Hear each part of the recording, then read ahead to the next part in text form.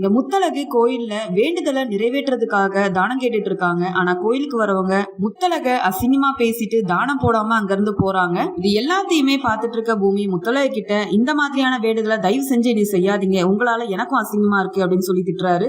இந்த சமயம் அங்க வர ஒருத்தவங்க முத்தழக வயித்துல தேங்காயை வச்சு கெட்டி இருக்கிறத பார்த்துட்டு முத்தழகு மாசமா இருக்காங்கன்னு நினைச்சுக்கிட்டு பாவம் இந்த பொண்ணு கர்ப்பமா இருக்கு அப்படின்னு சொல்லி வேண்டுதலுக்காக அரிசியவும் பணத்தையும் தானமா முத்தழகோட கையில கொடுக்கறாங்க. இத பார்த்த முத்தழகு ரொம்ப சந்தோஷப்படுறாங்க. அந்த சமயம் அங்க கரெக்டா வந்த அஞ்சலி, என்னமா இவங்க மாசமா இருக்காங்க கர்ப்பமா இருக்காங்கன்னு நினைச்சுதானே இந்த அரிசியை கொடுத்தீங்க, இவ ஊரையே ஏமாத்தி சம்பாரிச்சிட்டு இருக்கா அப்படின்னு சொல்லி வயித்துல இருக்கிறது தேங்காய் தான் அப்படின்னு சொல்லி கீழே இழுத்து விட்டுறாங்க.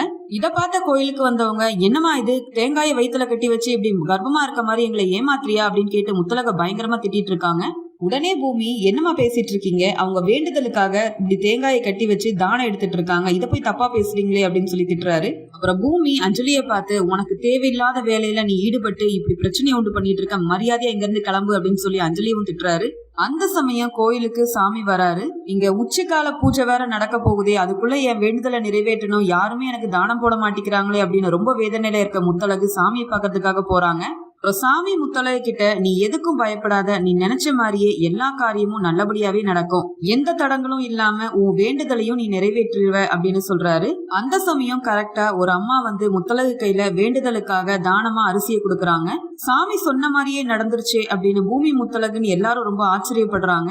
இத பார்த்த அஞ்சலி சாமி கிட்ட, நீங்க முத்தழகு கேட்ட மாதிரியே அவளோட வேண்டுதலுக்கு அரிசியை கொடுத்துட்டீங்க, அப்ப எனக்கும் ஏதாவது தாங்கல அப்படின்னு சாமி முன்னாடி கைய நீட்டி நிக்கிறாங்க. இங்க வீட்டுல பேச்சுக்கிட்ட பாண்டியம்மா, உங்க மருமக முத்தழகு நம்ம குடும்பமானத்தையே வாங்குறதுக்காக தான் இப்படி தானம் எடுக்கிறதா கோயில்ல போய் எல்லாரும் முன்னாடி பிச்சை எடுத்துட்டு நிக்கிறா, ஏன் ஸ்வேதாவோட வளகாப்பு நல்லபடியா நடக்கிறதுக்கு இவளால வேற எந்த வேண்டுதலும் செய்ய முடியாதா, எத்தனையோ வேண்டுதல்கள் இருக்குது, அதெல்லாம் செய்யாம இப்படி பிச்சை எடுக்கிற மாதிரி போய் கோயில் முன்னாடி நிக்கிறாளே அப்படின்னு சொல்லி ரொம்பவே கீழ்த்தரமா பேசுறாங்க. அந்த சமயம் ஸ்வேதாவும் அமுதனும் ரொம்பவே பதறி போய் வீட்டுக்குள்ள வராங்க. இத பார்த்த வீட்டுல உள்ள எல்லாரும், என்னாச்சு ஸ்வேதா இவ்வளவு பதட்டமா இருக்கீங்களே, ஏதாவது பிரச்சனையா அப்படின்னு சொல்லி விசாரிக்கிறாங்க.